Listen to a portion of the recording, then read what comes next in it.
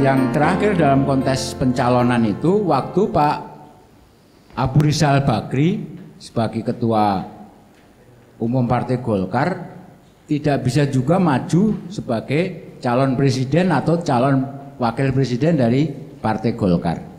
Nah, inilah sebuah perjalanan pasang surut dari Partai Golkar selama era reformasi.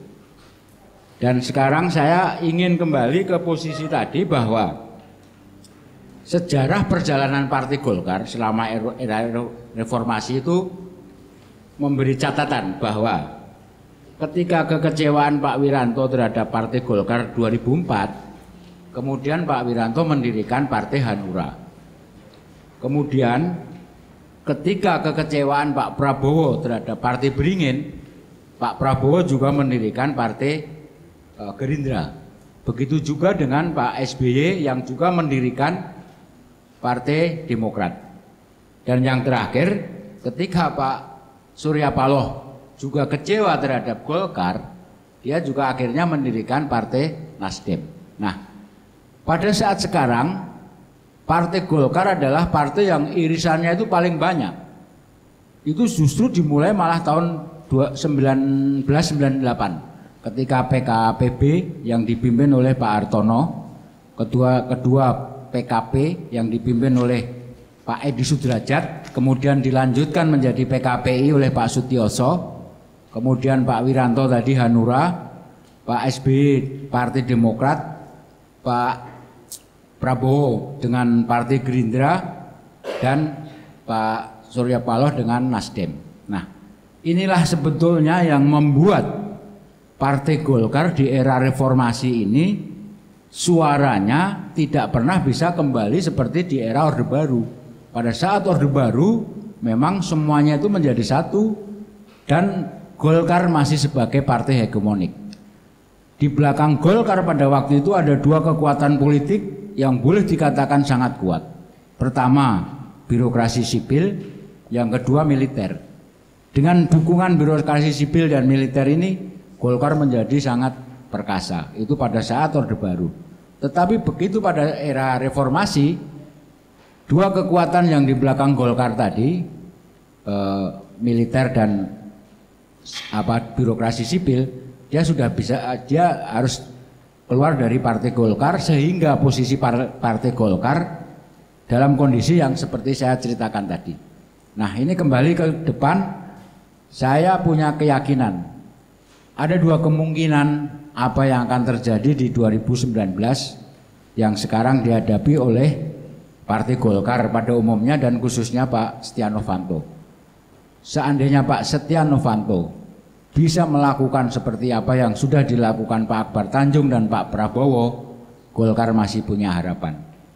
Tetapi sebaliknya, jika Pak Setia Novanto dengan jajaran DPP dan Partai Golkar di daerah tidak bisa melakukan itu, ya agak susah. Itulah yang bisa saya sampaikan Pak Ari sebagai kata pengantar. Semoga menjadi perhatian kita semua. Terima kasih. Ya, terima kasih Mas Wantoro. Kita kasih aplaus untuk Mas Wantoro. Secara singkat saya rangkumkan dari Mas Wantoro bilang tadi, Golkar adalah partai yang paling cukup matang sebenarnya dalam sejarah politik Indonesia. Itu dibuktikan dari Golkar punya pasang surut dalam perpolitikan Indonesia. Ketika zaman Orde Baru, Partai Golkar relatif memang partai yang paling kuat karena memang tadi didukung oleh birokrasi sipil dan militer. Tapi pasca reformasi, Golkar tampil sebagai partai baru yang lebih market oriented, non ortodoks dan lebih demokratis.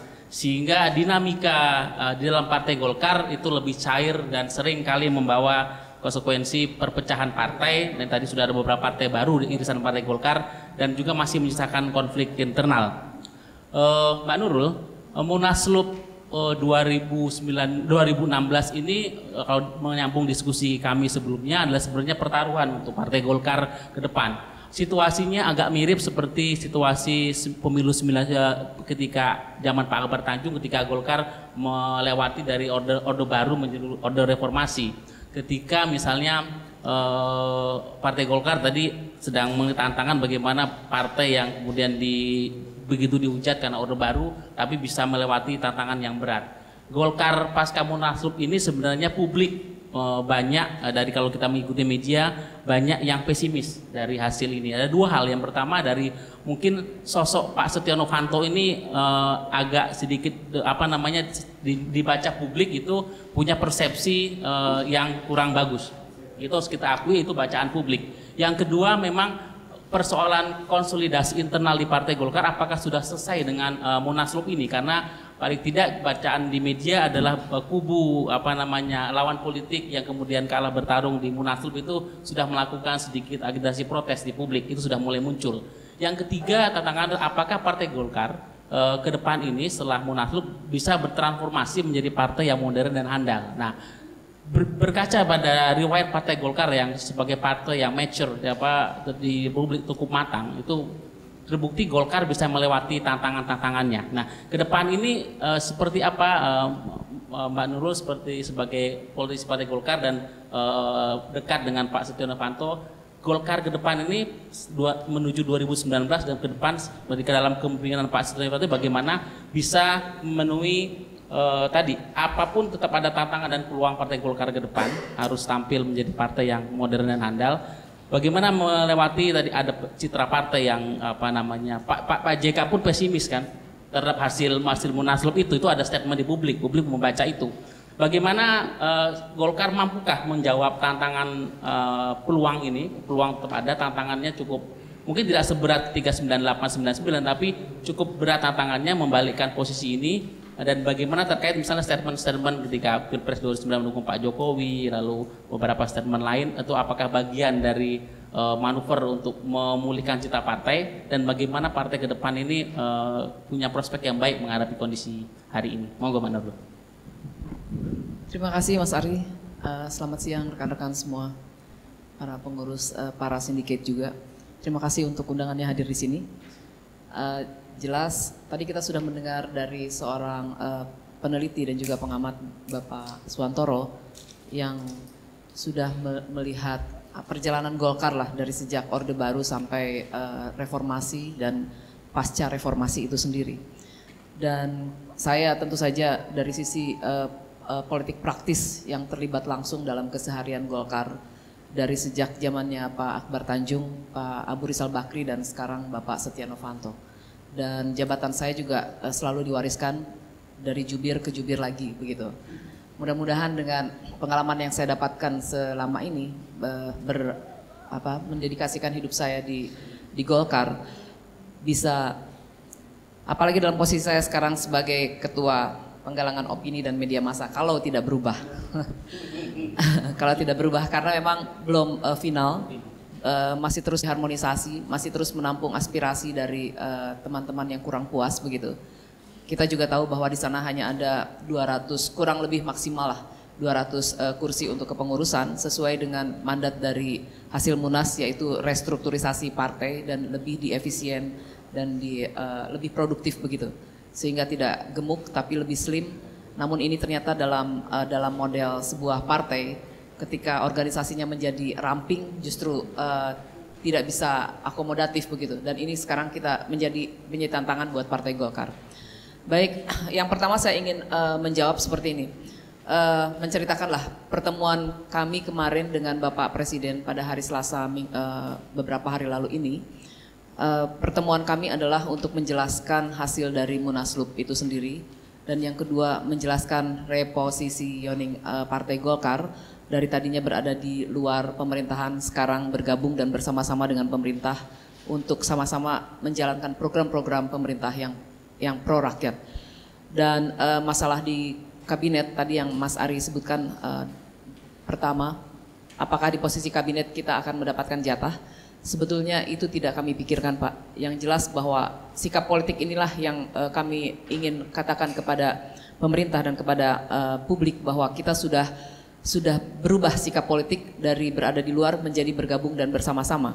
Masalah di kabinet ini adalah masalah hak prerogatif presiden, kita tidak ingin mengintervensinya, Walaupun orang seringkali mengatakan itu nonsens lah begitu. Tapi kami sungguh-sungguh tidak mengatakan bahwa kami meminta kursi di kabinet itu bukan yang kami maksudkan begitu ya. Kalaupun dapat ya syukur, kalaupun enggak ya nggak apa-apa juga gitu ya. Yang penting bahwa pemerintahan ini bisa berjalan dengan efektif, kemudian juga efisien dan bisa mencapai goal dan tujuan yang diinginkan oleh kita semua.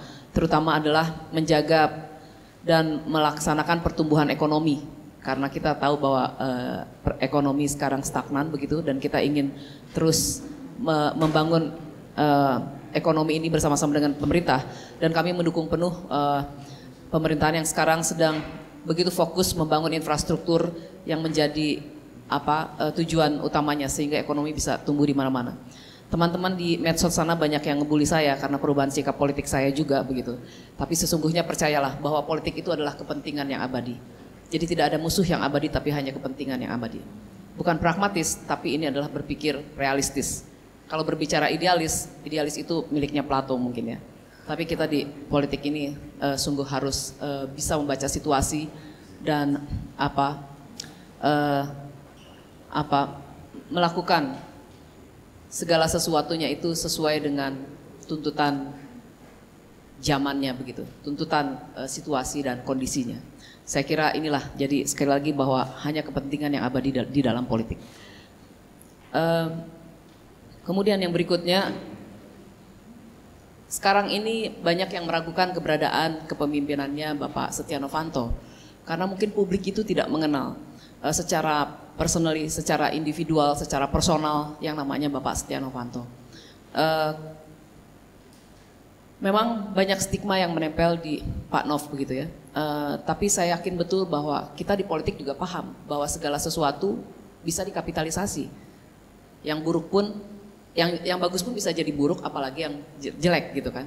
Nah, apa yang selama ini dilabelkan oleh publik ini menjadi tantangan kami dalam kepengurusan sekarang ini. Apalagi kita tahu bahwa dalam beberapa hari ini, 2 hari terakhir ini media meramaikan tentang kepengurusan ya, yang diisi konon oleh orang-orang bermasalah. Pertanyaan kami, bermasalahnya di mana? Begitu. Karena kalau disebut bermasalah secara hukum, tentu saja mereka sudah melewati masa-masa itu dan melaksanakan kewajibannya, menjalankan apa yang harus dilaluinya dalam menyelesaikan masalah hukumnya. Dan saya kira tidak ada masalah lagi di sana karena dalam keputusan MK tahun 2009 pun bahkan mereka yang sudah menjalankan hukuman tidak lebih dari 5 tahun boleh kembali mencalonkan menjadi anggota legislatif ataupun calon kepala daerah. Apalagi hanya untuk pengurus partai, begitu ya. Jadi ini kami ketika menyusun ini pun kami sudah mengacu pada kerangka-kerangka hukum dan ADART partai, begitu. Jadi kalau kita melihat dari beberapa perspektif hukum atau yuridis, kita tidak melihat bahwa ada unsur yang ditentang begitu. Kita patuh hukum, tidak ada satupun yang kita mau melanggar hukum ya.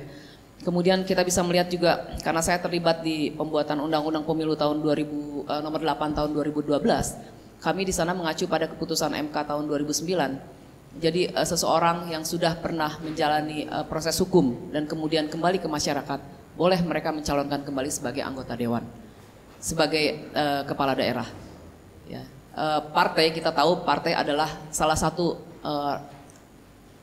tempat rekrutmen untuk menempatkan pejabat-pejabat publik dan pejabat-pejabat politik gitu. Jadi saya kira tidak ada masalah lagi. Saya berharap kita semua tidak menghukum mereka 2 kali karena mereka sendiri sudah menjalankan hukumannya. Dan masalah moral saya kira itu mungkin yang bersih di muka bumi ini ataupun di jagat raya ini hanya malaikat begitu ya. Kita semua membicarakan orang tapi kita juga tidak tahu sesungguhnya sebersih apakah diri kita begitu.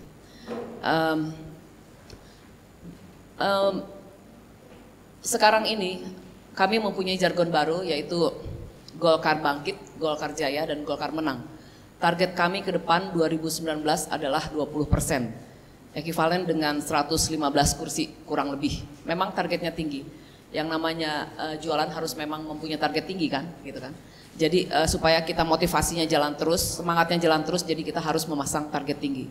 Kalau kami melihat di internal kelompok tradisional, kemudian mereka yang militan terhadap Partai Golkar masih sangat banyak begitu ya. Dan kemudian juga sampai secara struktur juga masih ke daerah, masih kuat. Walaupun kita merupakan warisan Orde Baru dan dianggap bahwa Partai Golkar adalah partai tua, saya kira juga mereka melahirkan generasi-generasi baru. Dan ini adalah modal Golkar ke depan begitu. Jadi tidak benar kalau Partai Golkar ini adalah partai orang tua. Karena mereka juga memiliki generasi penerus, anak-anak muda dan keturunan-keturunannya yang biasanya menjadi loyalis dan kemudian militan terhadap partainya begitu ya. Ini adalah yang disebut kelompok tradisional. Jadi tinggal sekarang bagaimana menggerakkan mesin partai. Kami dalam program 100 hari ke depan ini akan melakukan konsolidasi partai karena kita tahu bahwa sebentar lagi bulan puasa dan momentum ini akan kita lakukan untuk berkunjung ke daerah, buka puasa bersama dan sebagainya.